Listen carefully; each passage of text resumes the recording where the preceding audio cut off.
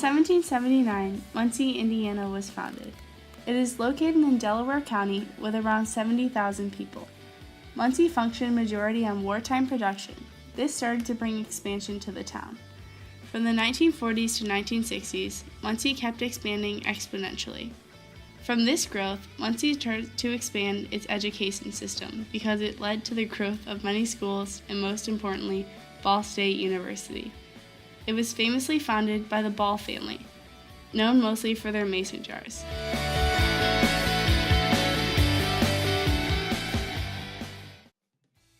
The first aspect of our project, we went to 3 Superfund sites. Superfund sites are areas in the United States that have been exposed to hazardous materials and waste. These sites pose a great health risk to anyone who builds and lives on the property. All of these locations were wrecked and mostly demolished, making it hard to tell what was originally there.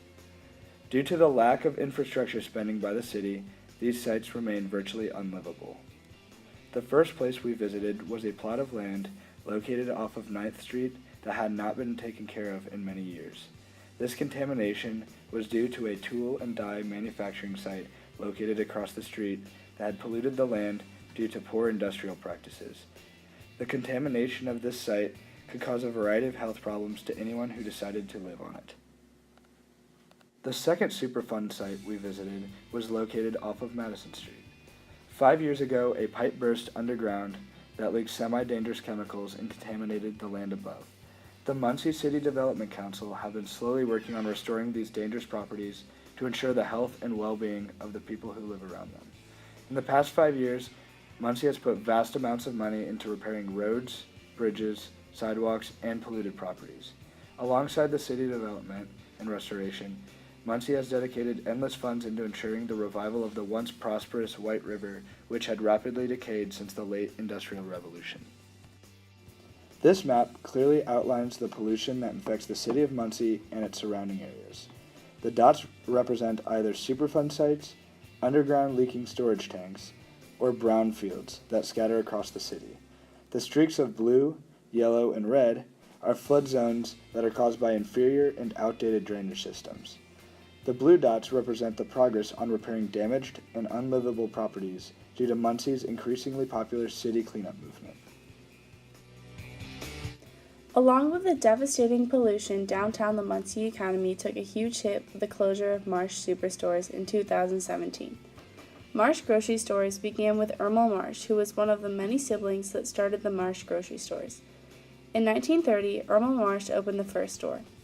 The next year, he closed down that store he had previously opened and moved all of its stock into another store in Muncie. In 1935, 5 years later, he closed his second store and again moved the stock into a larger store that he was opening. Slowly, he started to open more stores in the Muncie area and expanded it to other towns. These stores, unlike many others, were minimally affected by the Great Depression and World War II. In 1947, he finally opened his first supermarket, which would change the Marsh stores greatly. This new store was 6,430 square feet. From there on out, he only opened superstores. In more recent years, Marsh started to expand all over the Midwest states, with newer ideas like organic and healthier stores, and also pharmacies. During this time, Marsh started to lose income. This was because of more competition coming into the picture. Stores like Walmart and Meijer started to cause Marsh to decline. Once a store on 53rd Street closed, more than 20 other stores followed this. They also sold 37 other pharmacies. On May 9, 2017, they closed all of their stores if they couldn't find someone else to buy them. After 86 years of business, Marsh finally came to an end. In the 20th century, factories were all over Muncie and continued to grow as General Motors started investing into the city. However, a recession occurred around the 1970s and 1980s, which led to a loss of jobs that were never replaced. Borg-Warner, Chevrolet, and Delco Remy closed down in the 2000s. All of these factories were big influences for the Muncie community. In 1901, Warner Gear was one of the largest factories in Muncie and developed manual transmission for cars. This factory started to develop partners with other corporations joint to make the Borg-Warner Corporation. By the 1950s, 10,000 employees, both men and women, were tasked with the production of these auto parts. Eventually, Warner Gear closed down in 2009, which left many people without jobs. Borg Warner's water tower and main buildings still remain, but other corporations' buildings have been demolished. In the 1960s, John Fitzgerald Kennedy came to visit Chevy. Over time, more competition started to arise, which caused Chevy to lay off employees. By 2006, the Chevy factory was completely shut down. According to the Indiana Business Journal, it has been estimated that Indiana has lost over 20,000 automotive manufacturing jobs since 1999.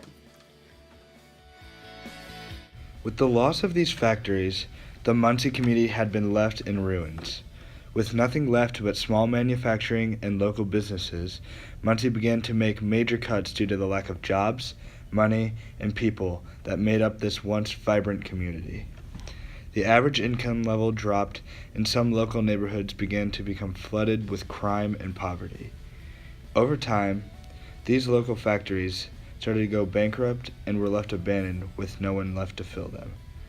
Luckily, in the past 10 years, Muncie has been doing a great job trying to get new local factories and outside interests to fill these empty factories. Despite the devastating blow to the economy, the move-in from these companies has shown a glimpse of promising revival for the metropolis that never quit. By observing and learning about all of these locations, we were able to understand how to better the Muncie community, starting by tearing down the old factory remains in order to start building new sites. With these sites torn down, Muncie would be able to start to attract new investors. By investing more of the money into infrastructure spending, this would help increase the money flow into the city. With more money, Muncie would be able to support the education system, allowing for more skilled workers. In order to attract more wealthy investment companies, Muncie would need to implement a 1% increase in the city and county taxes. Likewise, if they were to cut property tax for corporations, this would attract more businesses to come, which leads to an increase in jobs and a better support for the Muncie community.